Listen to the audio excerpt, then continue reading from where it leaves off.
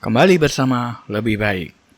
Alasan kenapa kalian harus tahu cara memilih laptop yang bagus, karena laptop adalah investasi jangka panjang. Untuk itu, penting memastikan laptop tersebut nyaman digunakan dan sesuai dengan kebutuhan kalian dalam waktu yang cukup lama.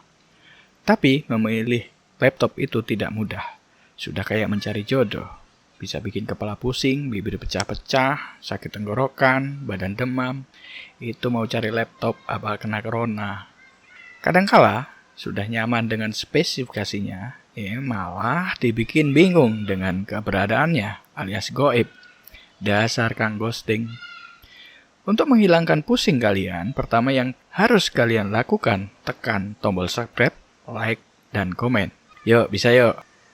Oke, simak tip-tip memilih laptop dalam video berikut ini dan tonton sampai habis.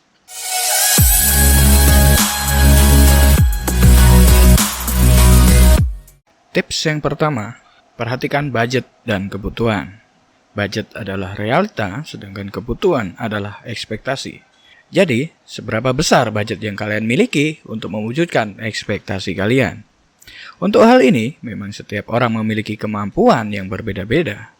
Budget dirasa merupakan hal yang sering menjadi permasalahan dalam membeli sesuatu. Untuk yang masih bingung untuk menentukan spesifikasi laptop yang sesuai kebutuhan kalian tinggal bikin list aplikasi apa saja yang wajib ada dan berjalan di laptop kalian nantinya. Setiap aplikasi mempunyai spesifikasi minimal untuk bisa berjalan dengan baik di sebuah laptop. Tips yang kedua adalah memilih prosesor. Kali ini, kalian bebas pilih laptop dengan prosesor Intel atau AMD. Bagi pencinta Intel, silahkan pilih Intel. Begitupun pencinta AMD, silahkan pilih AMD. Tapi ingat, adik, cinta tak selamanya indah, dek. Cinta juga bisa membuat luka. Maaf, intermezzo. Berikutnya adalah kalian harus cari laptop dengan prosesor generasi terbaru. Setidaknya untuk Intel generasi ke-11 atau 12. Dan untuk AMD, cari Ryzen 5000 series atau 6000 series. Kenapa kok harus prosesor generasi terbaru? Prosesor generasi terbaru tentu lebih baik dari generasi sebelumnya. Dan kalian bisa menggunakan laptopnya dalam waktu yang lama. Jangan lupa kalian harus cari prosesor dengan speed yang kencang, supaya bisa menjalankan aplikasi berat dengan baik dan tidak ngos-ngosan kehabisan tenaga nantinya. Tips yang ketiga adalah tentukan kapasitas RAM. RAM adalah apa yang digunakan laptop kamu untuk menyimpan data sementara. Semua hal yang sedang dikerjakan sekarang harus bisa muat pada RAM. Jika RAM terlalu kecil atau kehabisan RAM, kamu tidak akan dapat membuka apa-apa lagi atau menyelesaikan pekerjaan kamu. Akhirnya, laptop akan freeze dan perlu di-restart. Idealnya, laptop sekarang setidaknya memiliki RAM sebesar 8 GB dan 16 GB untuk jenis aplikasi yang lebih berat dan haus akan RAM. Bukan haus darah ya, memangnya Dracula. Tips nomor 4 adalah storage. Untuk storage, saya sarankan kalian memilih SSD. Ini beberapa alasan kenapa SSD lebih baik daripada hard disk. Yang pertama, SSD mengkonsumsi lebih sedikit listrik.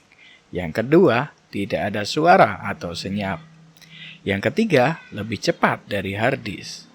Yang keempat, SSD aman terhadap magnet kuat. Yang kelima, kecepatan copy SSD bisa 200 sampai 550 MB per second. Bisa lebih cepat untuk SSD generasi terbaru. Yang keenam, waktu boot OS SSD jauh lebih cepat bila dibandingkan dengan hard disk. Tips yang kelima adalah perhatikan kapasitas baterai. Jika kamu membeli laptop hanya akan digunakan di meja dekat dengan stop kontak, kamu tidak perlu khawatir tentang masa pakai baterai. Namun, jika laptop yang kamu minati direncanakan untuk digunakan jauh dari stop kontak, meskipun di rumah atau di kantor, maka kamu memerlukan daya tahan setidaknya 7 jam. Baterai dengan daya tahan 8 jam jauh lebih ideal. Tips yang keenam adalah cek ketersediaan port.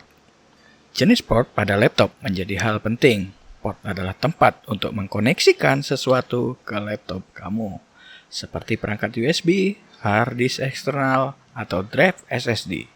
Minimal terdapat satu USB-C, satu USB-A, dan HDMI. Begitu juga jack mikrofon atau handset. Saat ini, jika laptop hanya memiliki satu port USB 3.0, kamu mungkin harus mempertimbangkan untuk membeli laptop dengan port yang lebih ideal. Laptop setidaknya memiliki beberapa port USB 3.0. Karena itu, merupakan port konektor yang paling umum di industri teknologi saat ini. Tips yang ketujuh adalah cek spesifikasi layar. Untuk ukuran layar kalian bebas mau pilih layar 13 in sampai 17 in. Tapi yang paling penting pastikan untuk memilih resolusi pada laptop apapun yang ingin dibeli. Memiliki resolusi 1920 x 1080 pixel atau Full HD. Ini untuk kenyamanan kalian dalam bekerja menggunakan laptop dalam waktu yang cukup lama. Sebagai referensi ada 4 jenis panel layar. Yang pertama adalah TN. TN sebenarnya adalah teknologi layar yang tertua karena telah banyak digunakan sejak tahun 80-an dan bahkan dianggap sebagai terobosan teknologi layar selama pengembangan awal. Tentu saja hari ini layar TN memiliki banyak pesaing dari jenis layar lain, tetapi masih tetap sebagai salah satu panel yang paling banyak digunakan untuk laptop segmen entry level. Yang kedua adalah jenis panel IPS. Layar jenis ini dikhususkan bagi mereka yang bekerja di bidang content creation. Hal ini dikarenakan layar tersebut memiliki sudut pandang yang baik, menghasilkan reproduksi warna dan akurasi warna yang sangat baik. Selain itu, panel ini juga lebih mahal untuk diproduksi daripada TN. Itulah sebabnya sebagian besar laptop dengan layar IPS berada dalam laptop kelas menengah ke atas. Berikutnya adalah panel OLED. Layar ini lebih banyak digunakan pada TV dan telepon seluler daripada laptop. Baru-baru ini saja layar ini berhasil memasuki pasar laptop. Layar OLED seperti panel IPS, tetapi lebih baik.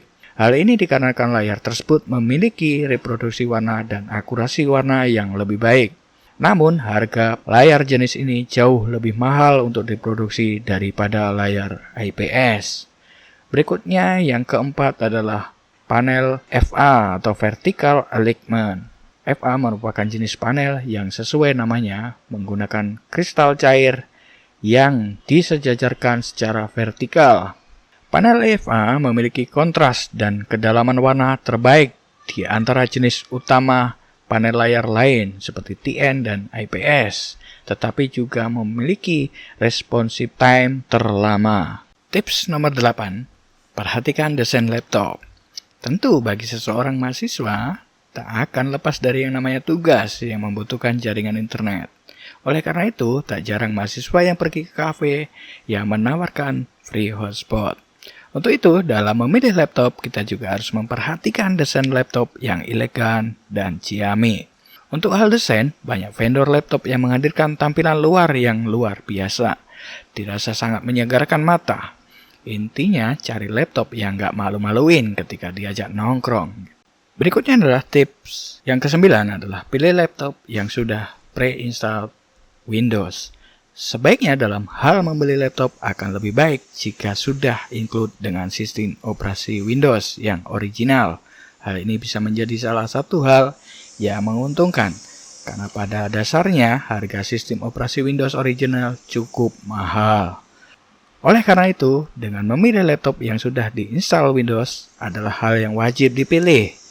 Masa iya mahasiswa pakai Windows bajakan? Itulah beberapa tips memilih laptop untuk mahasiswa dan pemula. Semoga bisa membantu dalam mencari laptop idaman kalian. Terima kasih sudah menonton. Jangan lupa share ke teman kalian yang sedang nyari laptop.